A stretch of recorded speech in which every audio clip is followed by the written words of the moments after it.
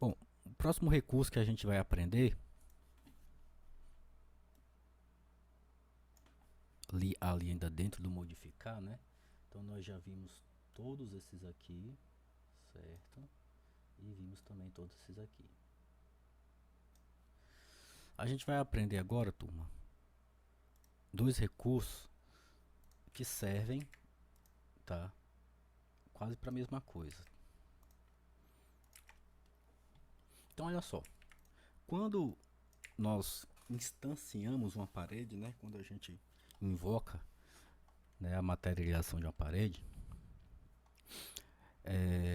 o Revit cria para essa parede uma identidade, né? Ela tem uma única identidade, tá? Como se fosse nosso, né? Não tem outro da gente. Mesmo que seja um clone, ele vai ter um outro CPF, um outro número de identidade, um outro registro, certo? Inclusive lá na aba gerenciar, você pode vir no painel consulta, ó, e se você clicar aqui nesse botãozinho, né, ele aqui, ó, ID da seleção, ele mostra o ID. Então, a identidade desse elemento aqui é o 337389, tá? Como se fosse ali o CPF dele, né, digamos, ou o RG dele. Beleza?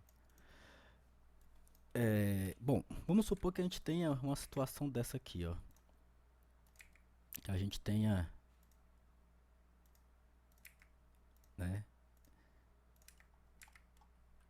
um pátio, né, um corredor aí de sala de aula e que você, né, tem essa parede, você modelou essa parede assim, você precisa abrir esse corredor, tá? Qual recurso a gente poderia utilizar, né? Vocês viram o TR, né? Só que se eu fizer o TR, o que é que vai acontecer? O Revit vai me dar aqui um alerta. Qual é o alerta?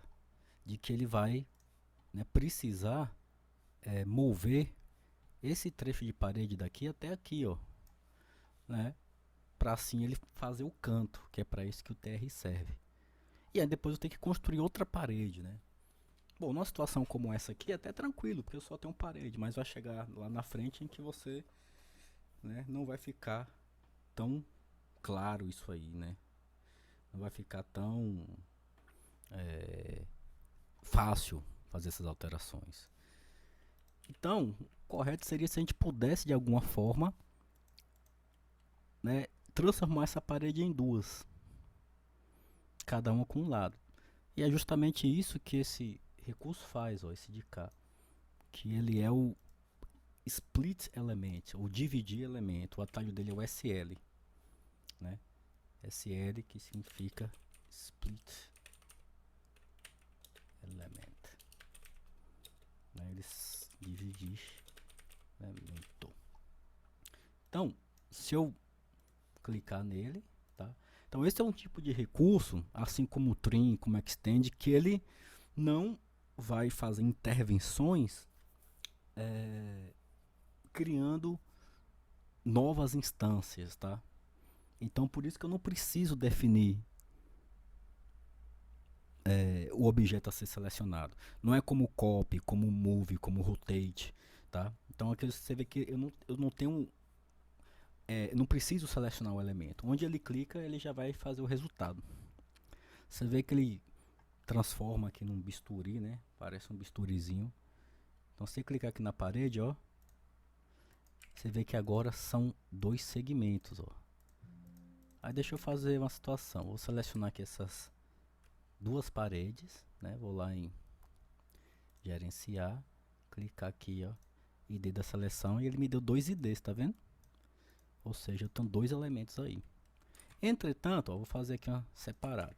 Se eu usar o SL aqui, observe que esse segmento de parede ainda está unido com o outro, ó.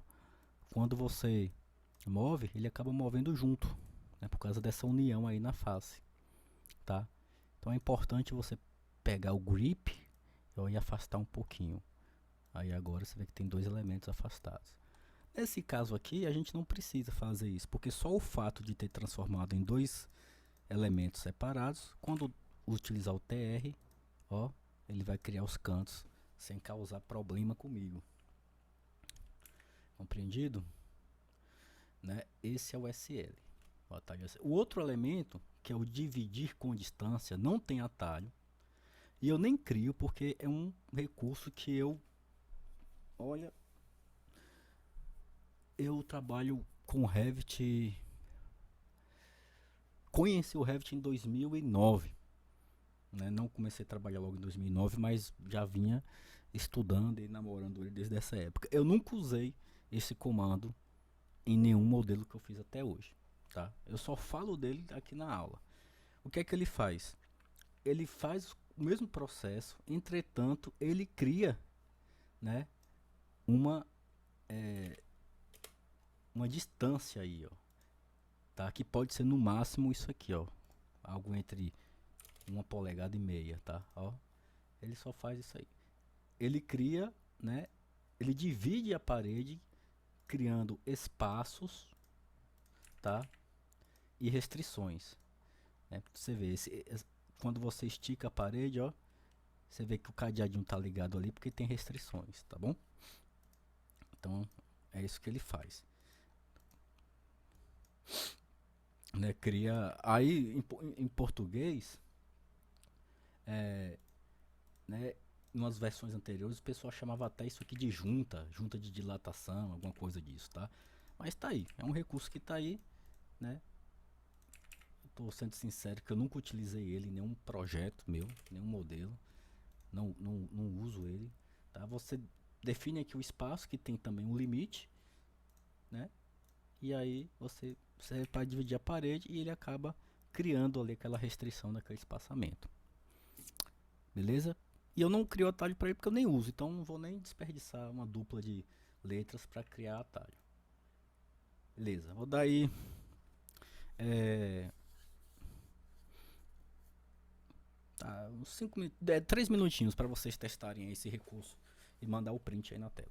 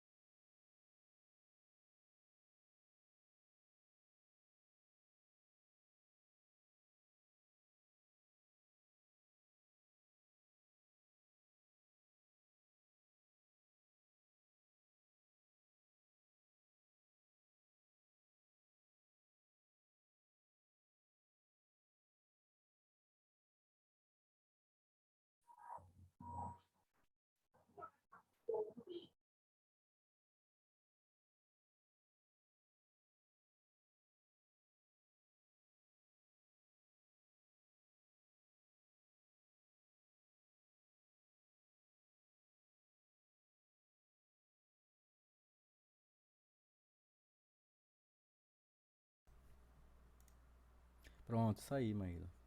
Perfeito, isso aí, tá? É...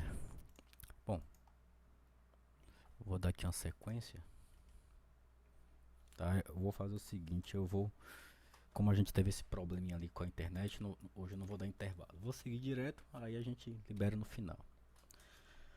Bom, turma, a gente tem agora aqui é, um recurso chamado matriz, né? Ou array. tá? Que é esse do meio ali que tem aqueles quadradinhos, tá? O atalho dele é o AR, de array, certo? Matriz. E aí, ele funciona da seguinte forma, tá? Vou fazer aqui um trecho de parede de... fazer uma parede apenas aqui, ó, de 1 metro, tá? Vou botar aqui 1000, parede de 1 metro. Bom, então a matriz, né? Você seleciona a parede, chama o array.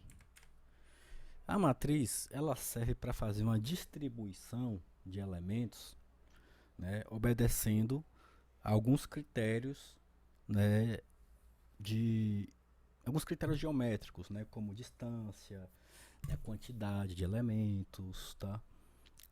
E aí a gente faz toda essa configuração aqui na barra de opções. Então a primeira coisa que a gente faz é escolher se ela vai ser uma matriz linear ou se vai ser uma matriz, né, radial, né? Se ela vai distribuir linearmente ou em forma de arco, né? Uma distribuição circular, digamos assim. Tá? São dois processos diferentes. Então, vou clicar aqui na distribuição linear e aí vem para as, né, opções. Agrupar e associar, vou deixar marcado. A quantidade, vou botar aqui, por exemplo, 10. Certo? E aí o grande lance tá aqui nessas duas opções, ó. Ele pergunta: mover para o segundo ou o último? O que é que isso significa? Bom, você vai fazer a distribuição da sua matriz, né, movendo uma cópia do elemento que você selecionou, que nesse caso aqui foi, né, essa minha parede. Vou fazer uma cópia dela. E onde você soltar essa cópia,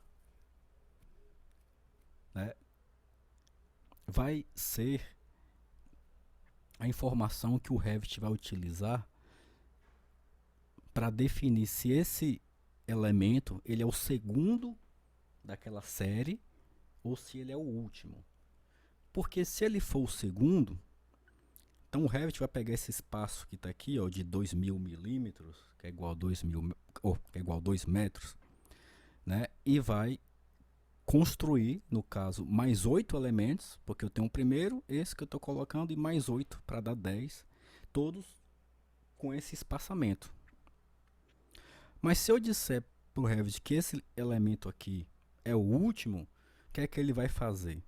Ele vai pegar essa distância e dividir para que eu coloque mais elementos, né, entre eles. Então por isso que ele pergunta, ó, então, se for o segundo, com 2 metros, olha só, ele construiu mais elementos lá, tá? Aí aqui agora eu vou fazer uma outra paredinha de 1 metro. Eu vou fazer o mesmo processo e vou escolher agora o último, né? 2 metros vai ser pouco, vou botar aqui, por exemplo, ó. Vou botar 10. Então, tá vendo? Esse cara aqui foi o segundo, esse cara foi o último. Então, olha só a diferença. Observe que quando você clica em qualquer elemento, o Revit mostra aqui, né, a quantidade de elementos que tem. Inclusive, se você for alterando ele, ó, toda a série altera junto, tá vendo? E isso só é possível, turma, porque aquele recurso chamado agrupar e associar fica marcado, viu? Aqui, ó. Esse recurso ali chamado agrupar e associar fica marcado. Se você não marcar ele, você não vai ter a opção de fazer isso depois, tá? Olha só. Fiz aqui essa outra paredinha de cima. Vou dar o array nele e vou desmarcar isso. Pedir para mover para o segundo, com 10 cópias. E aí, ó. Ele fez a 10 cópias, só que agora tá cada um individual, tá vendo? Não tem associação entre eles, tá? Quando tá agrupado e associado, ele fica. E aqui você pode até mudar, ó. Se eu botar 5, o que é que ele fez? Ele manteve aquele cara que é o segundo e ele só vai incrementando aqui, ó. Já no de baixo, como eu defini pelo último, se eu for diminuir aqui para 5, ó, ele mantém a posição do último e vai, né, incrementando aqui na distribuição dos espaços. Ficou claro aí, turma?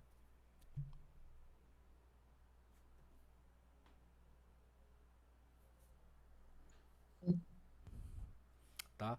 Bom, vou dar então aí mais 3 minutinhos. Aliás, o tempo é que vocês que vão dizer, tá? Façam esse recurso aqui, tá? Para compreender como funciona cada ferramenta dessa. Beleza? Deixa eu mandar um print aqui dessa janela para vocês. E aí, quando terminar, a gente vai fazer lá o outro, que é o array radial, tá bom? Manda o print pro grupo.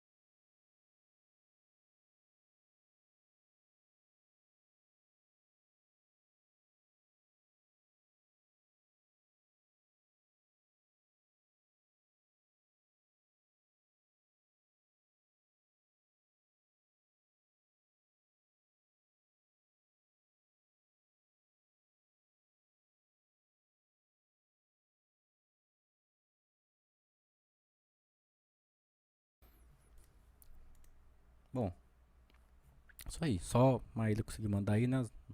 Tá tranquilo, então não tem problema não, turma. É,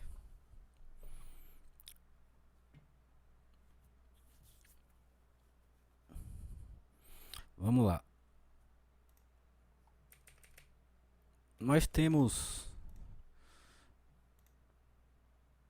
agora.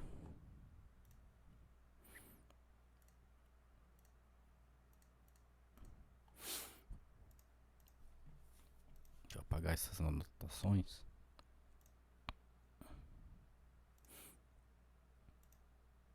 Ué, cadê o negócio? Aqui.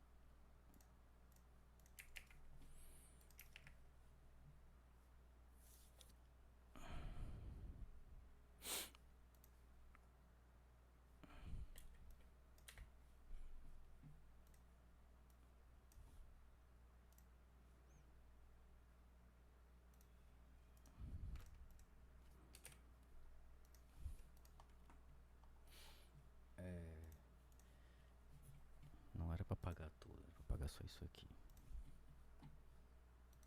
Essas setinhas. Tá. Nós temos agora o array radial, tá? Ele funciona exatamente da mesma forma.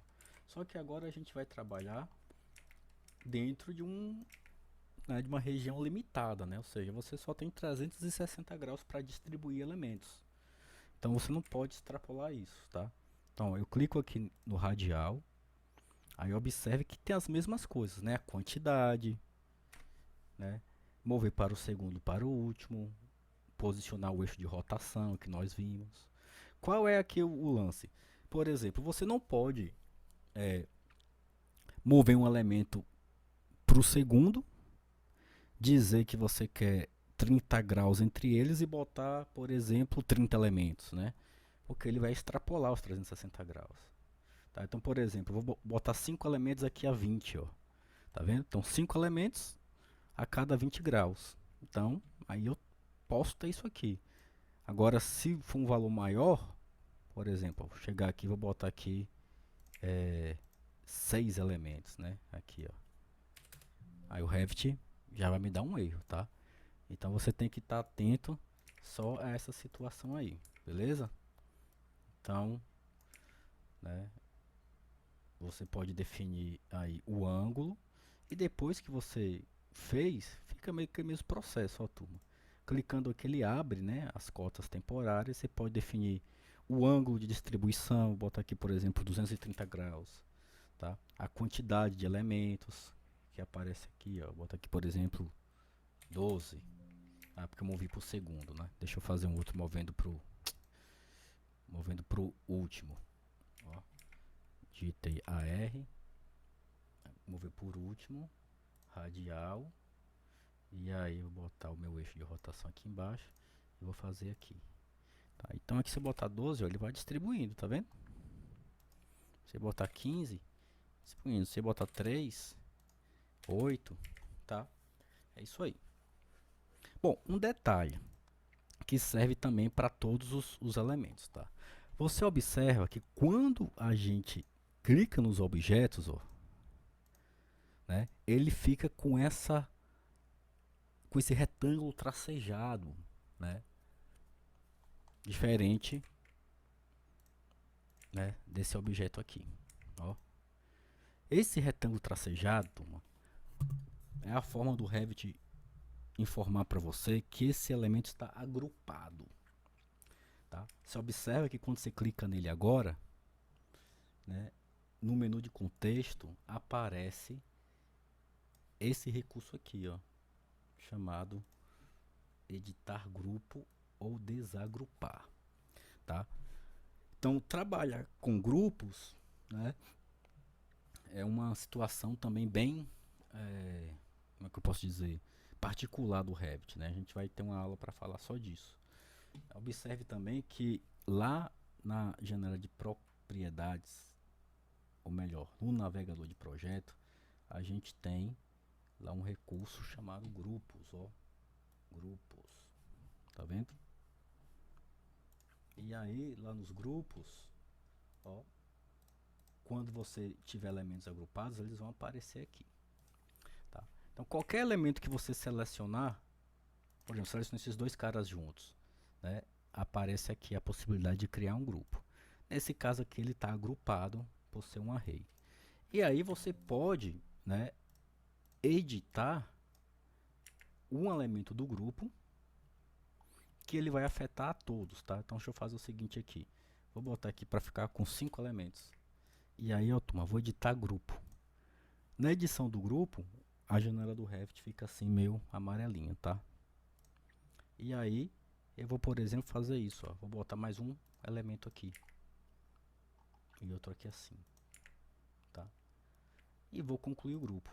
Observe que essa alteração afetou a todos os elementos aí do Revit, tá? Beleza? Então, se eu não quiser mais que esses elementos fiquem agrupados, é só eu selecionar todos eles aqui, ó,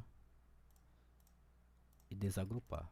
Aí agora também perdeu aquela situação do array, né? Ficaram elementos soltos, beleza? Bom, eu vou ter que mandar um outro link para vocês de novo, porque cada link meu só dura 40 minutos, 50 minutos de transmissão, tá? Eu ainda preciso organizar a minha assinatura do Zoom. Então, vou fazer o seguinte, vou ter que acabar, como é que eu posso dizer? Eu acho que vou acabar encerrando a aula daqui 10 minutos mesmo, tá, turma? A gente ficar aí com esse crédito aí, até porque a gente tá com uma turma bem pequena, né, e tá passando rápido, a gente tá conseguindo concluir tudo, tá? Então nós vimos esse elemento aqui, tá? Vou pedir para vocês fazerem esses exercícios, certo? Reproduzir aí, tá? E aí a gente já está habilitado para na próxima aula de terça começar a reprodução do nosso primeiro exercício, viu? Eu vou passar um template para vocês, a gente vai reproduzir uma edificação, certo? E aí aprofundar né, nos elementos que ficam lá na arquitetura, tá? Esses dois recursos que ficaram por aqui, eu deixo por último porque eles são recursos que só vai fazer sentido quando tiver com o modelo um pouquinho mais avançado, tá bom? Então eu vou ficar aqui também, daqui a pouquinho vou mandar um outro link para ajudar a colega de vocês que não ainda não instalou o Revit ainda, mas vocês duas aí que já tem o Revit, né, estão liberadas, tá? Só faça esse exercício aqui do array, manda o print para mim e a gente se encontra aí agora na terça-feira. Pode ser, turma? Compreendido? Ok. Então pronto, tá? Mande aí o print para mim e daqui a pouquinho a transmissão vai encerrar sozinha. Então, quando ela encerrar, eu já deixo aqui agora para vocês boa noite, fique com Deus, tenham um ótimo fim de semana. Mas vou ficar aqui aguardando vocês mandarem um print desse exercício. Tá certo, não. Vou terminar de fazer aqui, que eu só mandei acho que só um Pronto, pronto. no grupo. Vou mandar o restante.